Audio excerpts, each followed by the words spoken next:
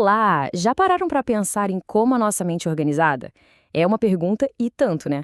Hoje a gente vai usar o trabalho de um cara genial, Carl Jung, como se fosse um mapa para uma viagem fascinante ao interior da nossa própria personalidade.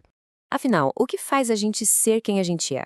O que está por trás dos nossos pensamentos, dos nossos sentimentos, das nossas atitudes? Pois é, o psicólogo Carl Jung bolou uma estrutura incrível para ajudar a gente a responder isso. E olha, entender essa estrutura é o primeiro passo para um autoconhecimento muito mais profundo. Para entender a visão de Jung, o melhor jeito é imaginar a mente como se fosse uma casa. Uma casa enorme. Alguns cômodos são super iluminados, a gente conhece bem. Outros, sabe, ficam mais na penumbra. E tem até uns porões bem antigos que a gente nem sabia que existiam. Então vamos começar esse tour? A nossa jornada por essa casa vai nos levar a 4 espaços principais. A gente vai começar pelo ego, que é a parte mais familiar. Depois, a gente desce para o inconsciente pessoal, explora o profundo inconsciente coletivo e, finalmente, a gente vai encontrar o self, que é, digamos, o centro de tudo. E a nossa primeira parada é no lugar mais conhecido da casa, o ego. É aqui que a gente passa a maior parte do tempo, sabe? Onde a vida consciente acontece. O ego é basicamente o nosso eu do dia a dia. É aquela vozinha na cabeça que fala, eu gosto disso, eu tô pensando naquilo. É o nosso centro de comando de tudo que a gente tá ciente agora. É ele que dá pra gente um senso de identidade, de continuidade. O próprio Jung usou uma analogia que eu acho fantástica para isso. Ele pedia pra gente imaginar o ego como se fosse o facho de luz de uma lanterna na escuridão da mente. A luz ilumina só uma partezinha de cada vez, a nossa consciência imediata. O resto continua no escuro. E aqui tem um ponto super importante que diferencia o Jung do Freud. Para Freud, o ego era tipo o gerente de tudo. Já para o Jung, não. O ego é importante, claro, mas ele não é o dono da casa. Ele é só o morador da sala de estar, entende? Ele não é a casa inteira. Bom, agora vamos para outra sala da nossa casa mental. Uma sala que guarda todas as nossas experiências individuais, mas que fica trancada a maior parte do tempo. O inconsciente pessoal. Pensa nesse lugar como um depósito para tudo aquilo que a gente já viveu, mas que não está no foco da nossa consciência agora. São todas as memórias, sentimentos, percepções que foram guardados lá no fundo. E mesmo estando oculto, esse lugar influencia e muito as nossas reações e sentimentos hoje. A imagem de um baú secreto, né? Ela ilustra isso perfeitamente. Cada pessoa tem o seu próprio baú, cheio de itens únicos da sua história de vida.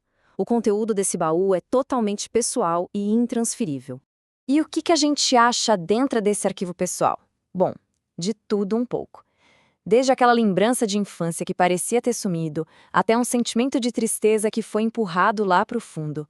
São as peças da nossa história que moldam quem a gente é, mesmo quando a gente nem lembra delas. Agora, se prepara, porque a gente vai descer para a parte mais profunda e, sinceramente, mais misteriosa da casa. É como se fosse um porão ancestral que todos nós compartilhamos. Esse é o inconsciente coletivo.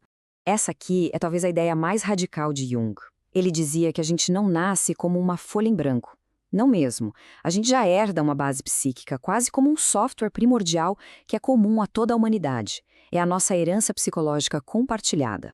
A metáfora da biblioteca antiga é simplesmente perfeita para isso. Não são livros pessoais que contam a nossa história. São os grandes clássicos da experiência humana, histórias e símbolos que foram herdados e que ressoam em todas as culturas, em todas as épocas.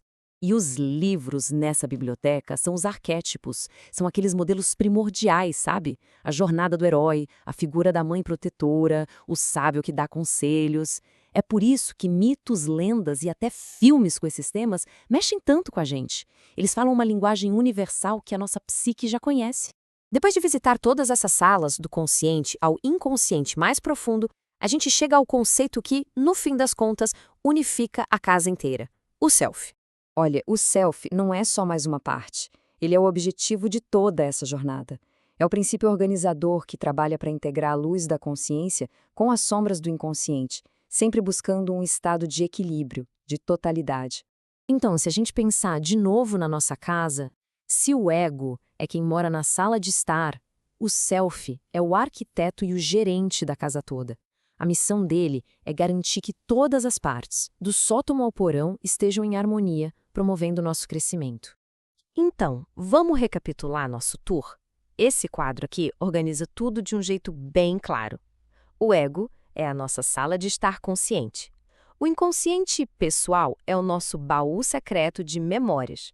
O inconsciente coletivo é a biblioteca ancestral que todos nós compartilhamos. E o self é o grande organizador que busca harmonia em toda essa estrutura. O ponto fundamental de tudo isso é que nenhuma dessas partes opera sozinha. É a dança entre o consciente e o inconsciente, entre o que é pessoal e o que é coletivo, que cria a riqueza e a complexidade de quem somos. Entender essa dinâmica é, no fim das contas, entender a nós mesmos. E isso nos deixa com uma reflexão final, né? Agora que a gente conhece o mapa, qual parte da nossa própria mente vale a pena explorar a seguir? A jornada do autoconhecimento, como Jung nos mostrou, é contínua e sempre tem uma nova porta para abrir.